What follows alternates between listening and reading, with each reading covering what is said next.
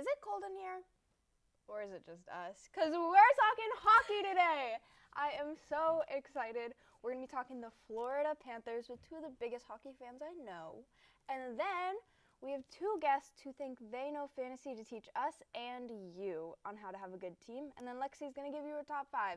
So don't go anywhere because Girl Talk starts right now.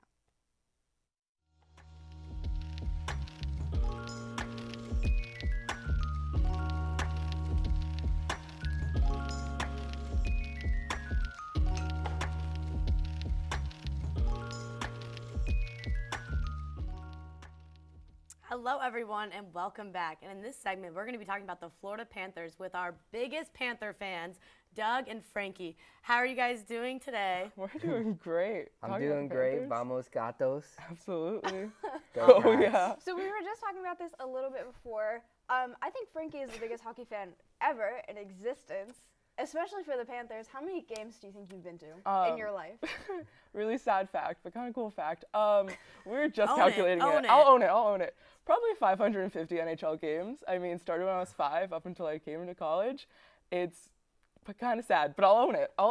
Like 550, who can say that? It's a lifestyle. It's a lifestyle. I mean, season tickets since I was 5, so 41 games a year.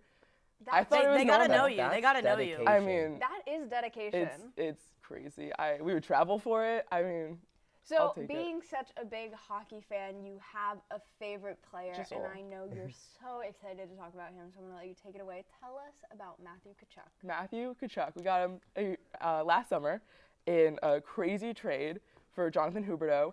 It was at 11 p.m. at night. Crazy, shocked the whole world, the whole hockey world. He is the best American-born NHL player, and I'll die on that hill. You say Austin Matthews, I'll give you his stats. Austin Matthews had 85 points last season. Matthew had 109. It's right there. So you look at the goals, 40 goals for each, and then you add it with assists. Matthews better. Sorry about it. He comes from a huge hockey family line. He has his dad, Keith Tkachuk, who is going to be in the Hockey Hall of Fame. He played for St. Louis Blues. His brother is the captain of the Ottawa Senators, not as good as Matthew, but still a captain of a team. And even his sister plays field hockey for University of Virginia. I mean, you can't get better than that, right? Oh, absolutely. Like, his bloodline is like, he's made for this. He's made for hockey. He was born to be a Florida Panther. Oh, yeah. Born to be a Florida Panther. Yeah, no, literally.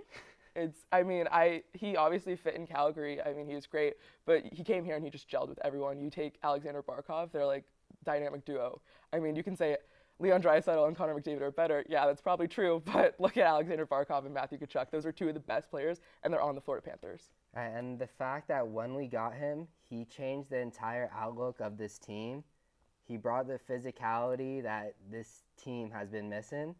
And instantly, you saw that lead to a Stanley Cup Finals I was going appearance. to say, he joins the team, you guys go to the Stanley Cup Finals. Is it a coincidence? I don't think so. I mean, you look at it, he played in the playoffs with a broken sternum. He had a broken sternum in the Stanley Cup Finals, and his brother literally pulled him out of bed. He needed help getting ready for the game, and he still played with a broken sternum. That's You know what? insane. Yeah, Put me his on the brher ice. dressed him before the games. Really, that's cute. He's a trooper for that. But I mean, last year, guys, I mean, they had the President's Cup. The year before. They were coming off it. They were coming up. They had the President's Cup curse, right? No. Yes. The President's Trophy curse is the same season. So for the year before we playoffs. had the President's That's what I Cup. meant to say, Yeah, last we season. got it. But yeah, I mean, the year before, disappointment, but then we went all the way last year. Obvious disappointment in the end, but it was an exciting watch. I mean, nobody thought we were going to beat Boston, and we came back from a 3-1 deficit. And Even I didn't think we were going to beat I didn't Boston either. down 3-1. no one did. Even Panthers fans. Well, we get an overtime win. I'm like, oh, the series goes on. Great, one more game. And then we win another. I'm like, It's still don't let going. us get one. I mean, Matthew Tkachuk, he said it himself in game, I want to say it was, 5? He said, remember this room in Boston because we're coming back for game 7, and they did. After we He won. called it. He called it, and then you go to Toronto. Everyone knew we were going to beat Toronto. What They he choked. did in the playoffs to Chuck with his overtime winners, he had like 5 overtime winners in the playoffs. I mean, It was insane. you look at the Carolina let game. alone the 5 overtime game that someone finally scored. Went to 2 a.m. 2 a.m. and he scored. Oh, 2 I can't a.m. even stay I've awake until invested 2 a.m. so let much alone time play in that game that I hockey for refused to go to bed and hours. miss like the ending. Oh, absolutely. You can't go to sleep. So I feel like hockey's like super exciting and super fun to watch because it's so like aggressive. But For people that are just getting into hockey, like, how do you like explain it to someone who's like overwhelmed by all the aggression or intimidated? Well, do you like fighting? No. I mean, it's not like just that. fighting. I mean, you look But at a game. what other sport lets you just drop gloves and throw hands in the middle of the ice? That is But crazy. if That you was don't such like a big that- shock to me. I But, like, know. also, it was kind of sick. It's fun, but if you don't like that, there's not a fight every game. I mean, it's a simple game when you look at it. You're just trying to get a puck in a net, and there's simple rules that you can't cross lines. That's simple. It's just a game of having knives on your feet and skating on an ice. Knives on your feet. So I On mean, your feet. Okay, so I want to talk about this season for Panthers hockey. Because I went to a single preseason game. Yeah, guys, I'm a real Big hockey fan. Big Oh, yeah. fan. I watched the Panthers play the Lightning, and the Panthers Boo. lost. But it's 2-0. preseason, so it doesn't It doesn't count. matter. It doesn't So, Doug, I'm going to throw this one to you. What kind of outlook do you have about this season, about the games that they've played so far, and about what they're going to do in the coming weeks? So to start the season, I was a little nervous. We're missing our two best defensemen, and right now we're seeing their absence. Our defense is horrendous right now, and I don't know if there's anything we can do to fix it. I don't know if those two coming back alone will help fix it, maybe a little bit, but I don't know. I knew we were going to struggle at first. Maybe we can get a little bit better with them, but the one matchup I was mostly excited for in the beginning of the season, the rematch against Boston Bruins. Okay. I knew Boston wanted this game. I wanted them back. We got up 2 goals early, ended up losing 3-2. I believe it was in overtime. it wasn't overtime.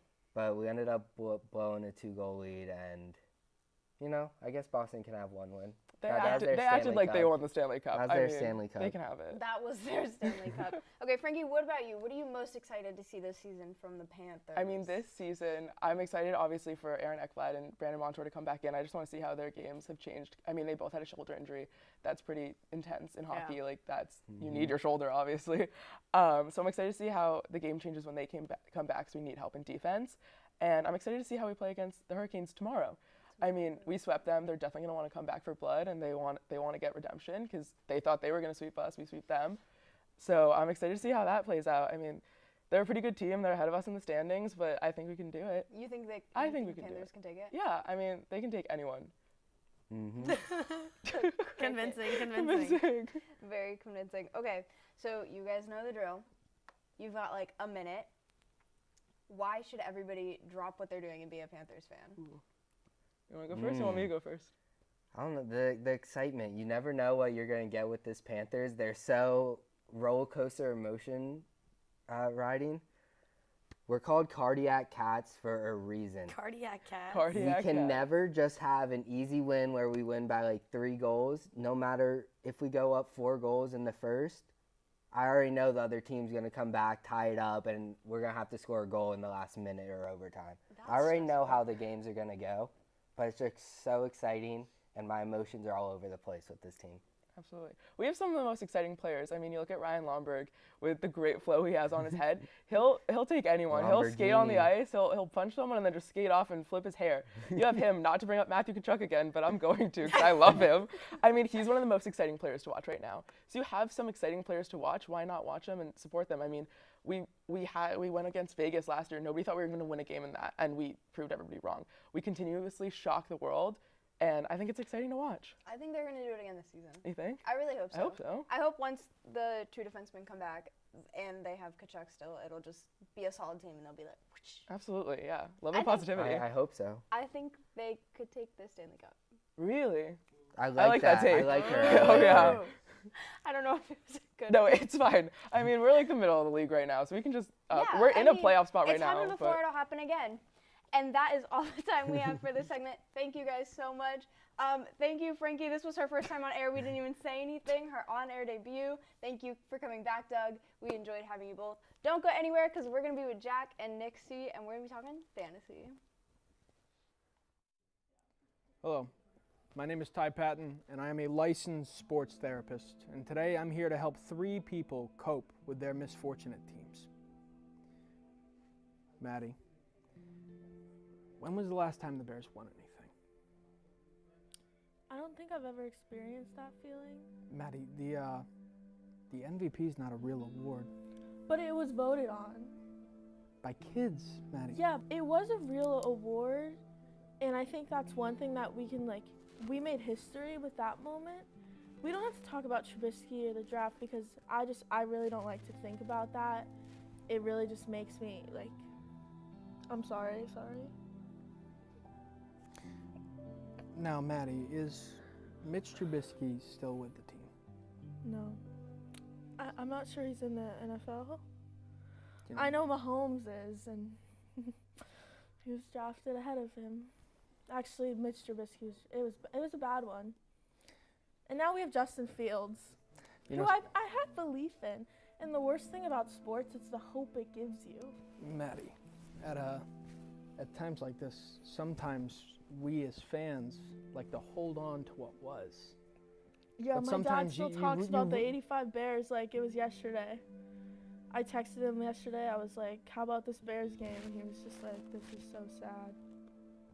I You know, watched with but- my neighbor's lifelong Bears fan. I watched with them. It was just, you can't describe the feelings that were so. Welcome back. I hope you're excited because I'm excited. We're talking fantasy football. And for those of you who may not watch bets, I have the worst record in the league. I'm in last place with 2-7. It's okay though, we're coming back. Today we are joined with Nick and Jack. Say hello. Hello. Hello. And you guys believe that you are the best fantasy just GMs ever? Is that? I mean, there's not a lot of things I don't think I'm the best at. So, Oh my God, the ego. so I mean, yeah, kind of. Okay, so what are your current records in your own fantasy leagues, if you don't mind me asking? I'm 6. I forgot how many games have been played, to be honest. So I think I'm 7-1 in This one is league. week 10. Week 10. Okay. I have 1 loss in one league. I'm in first place. The other league, I'm in second place. And the other league, I'm in fourth place. Okay. In one money league, I'm 6-3, and then in a different league, I'm 5-4. But I've had some injuries. Okay. So, Okay. I mean, So I want to Like, start yeah. like straight out at the beginning, because the first thing you do when you join a fantasy league is you have to draft. So what would you guys say is the like ideal draft position? You get like, they're like, okay, roll the dice. What do you hope you're getting?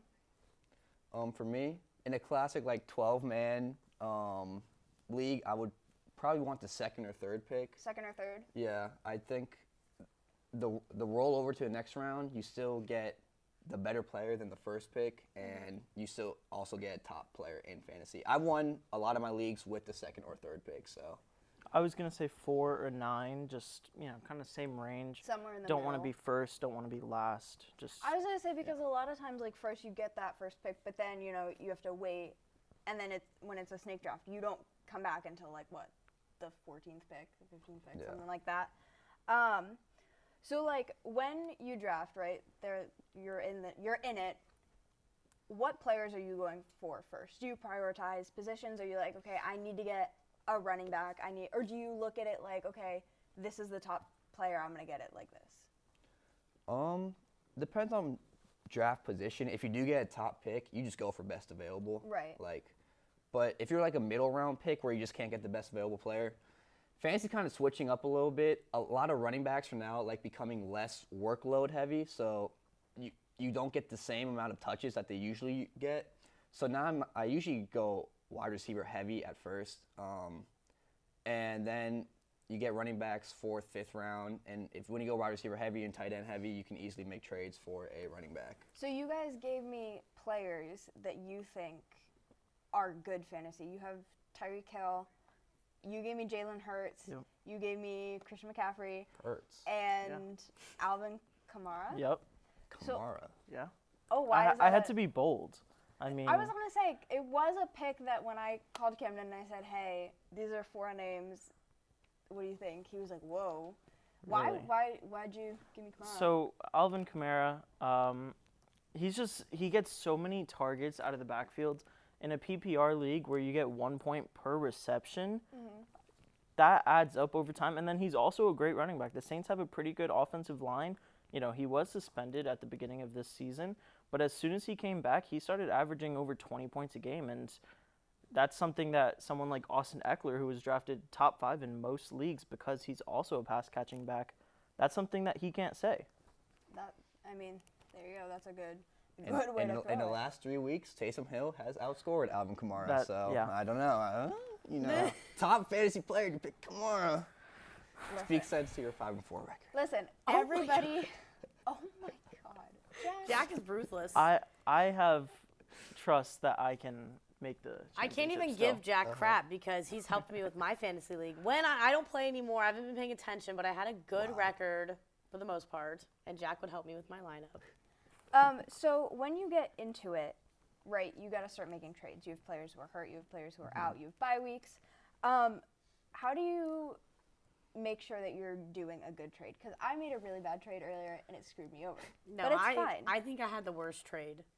I gave away Travis Kelce to Camden. He tricked me. He tricked me. What'd you get in return? Nothing like great. It was like Kenneth Walker, and that was about it. Yeah. And so, like, what do you do when you're like, somebody proposes a trade and you're like, okay, this feels worth it. This is the holes I can fill. How do you kind of like negotiate trades to, get bang for your buck? Usually, my first strategy is you always start low. You try to fleece them at first, Okay. And if they accept it, they're really bad.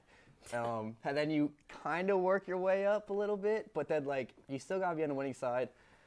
To be honest, like I said before, you go wide receiver heavy at first for me, and then you trade this wide receiver 2 and an average running back, and you can get like a running back 1 out of it. But I don't know. I'm also pretty stubborn in my trades, so. I think you also, when you at first try and lowball them, you then have to negotiate with them, try and convince them how it's benefiting them. Like, oh, this person already had their bye week.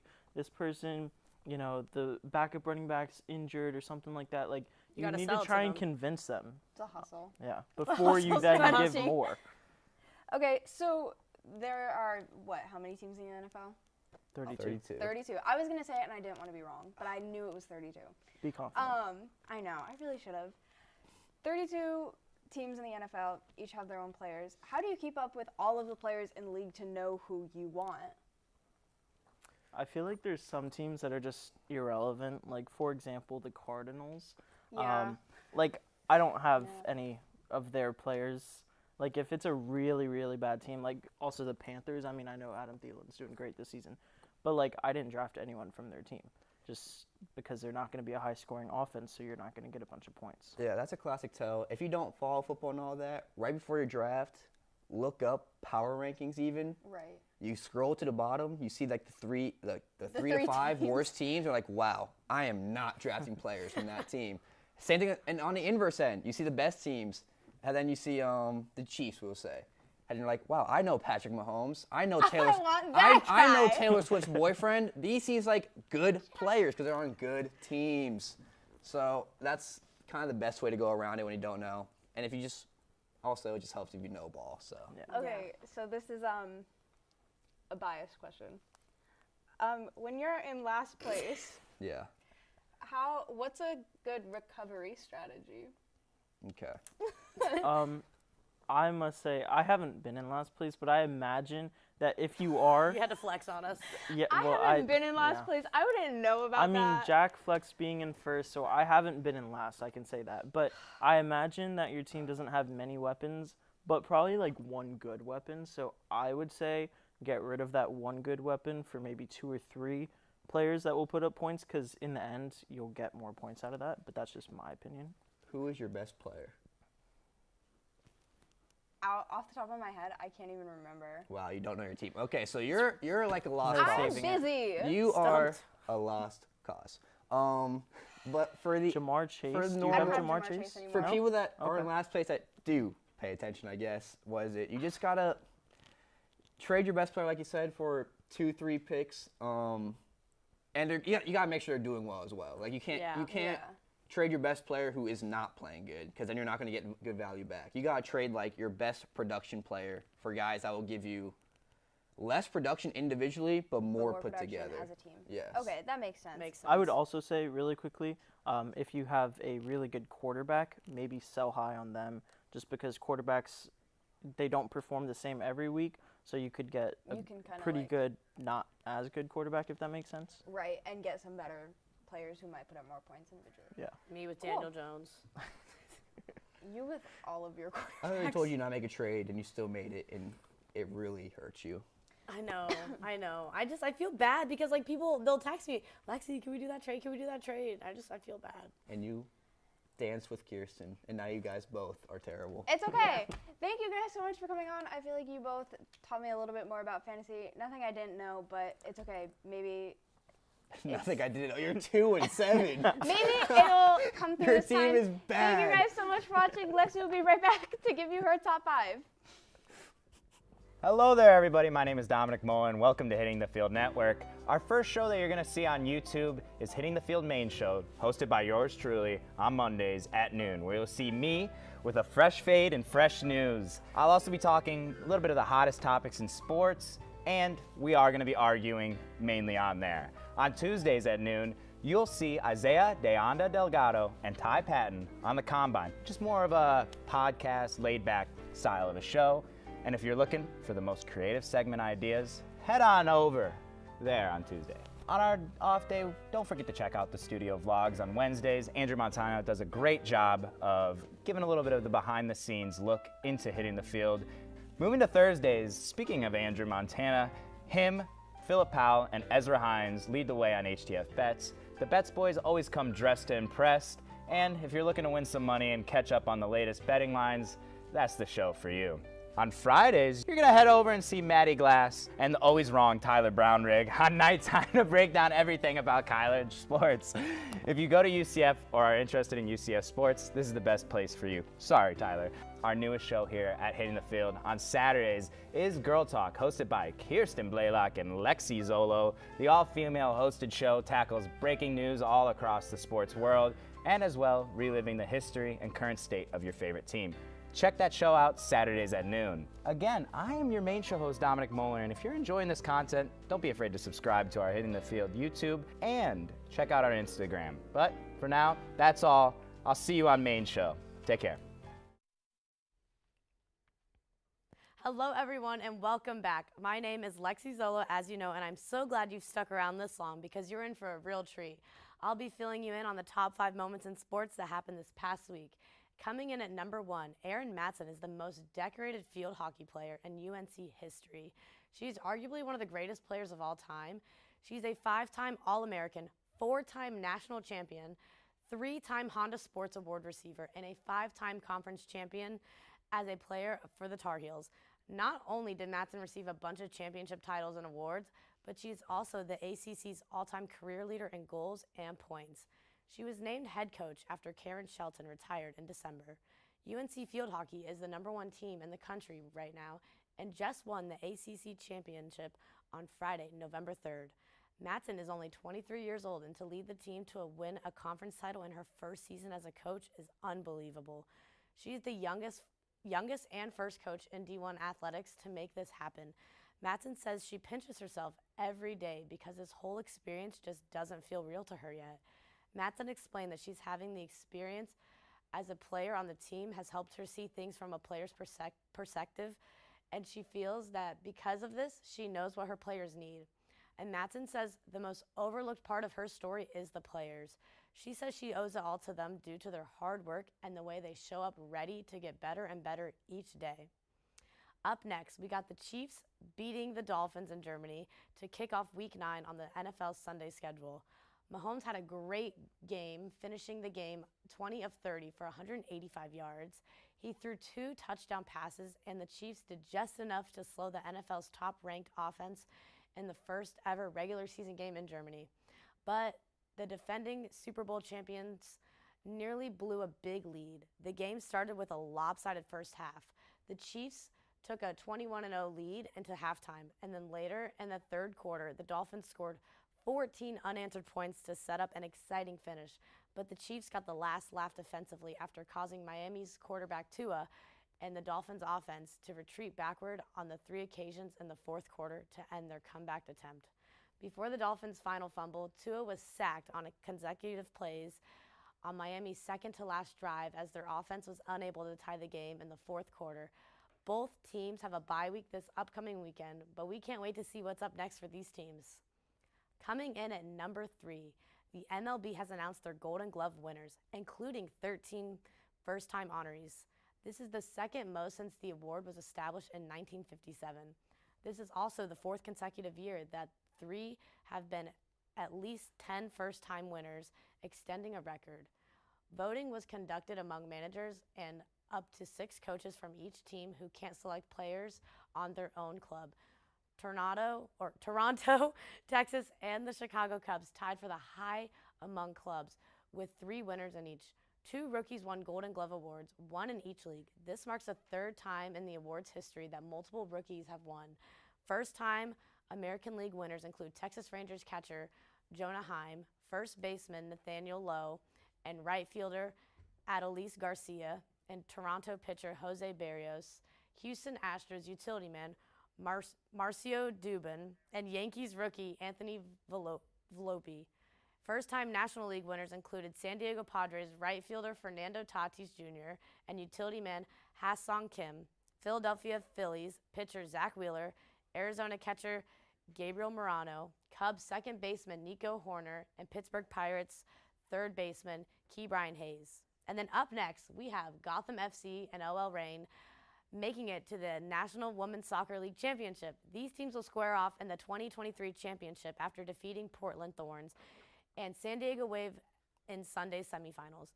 OL Reign knocked off the top-seeded San Diego Wave with a 1-0 victory thanks to a 47th minute goal from Veronica Latsko. San Diego Wave's Jaden Shaw was unlucky not to find Alex Morgan with a lofted through pass, which would have set the striker away in a 1v1 situation, but Dickey was quick off her line to intercept. This was a cruel way for the Wave to end their excellent season, but exciting for the Reign. This could be Megan Rapinoe's first NWSL championship of her career. And Gotham did well to disrupt and frustrate the Thorns all through the end of extra time, gritting out a win down to the very last second. It was a messy game due to the wet weather conditions, but both teams had a fair share of physical challenges, embodying each other off the ball or sometimes sliding into each other.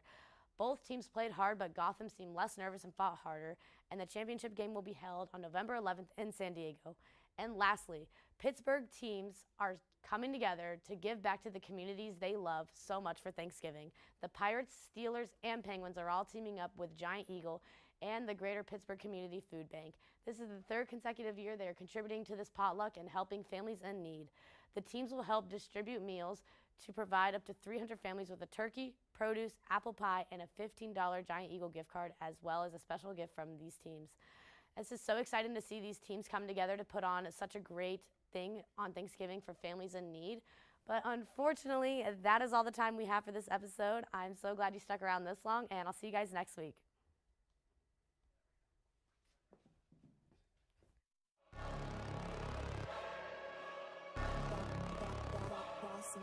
Things gon' change when I really hit the field. Undefeated chance, man, you know what's the deal. Tryna find a kid, I'm in the field doing drills. Boy, you just a sucker, you ain't never keep it real. 3 rings in my hand, I'm a warrior to the max. When I hang it up, they gon' have to give me plaques. Step up in the building and I only bring the facts. When I make a highlight, they gon' replay, run it back, okay? Always locked in, I don't got time to lax.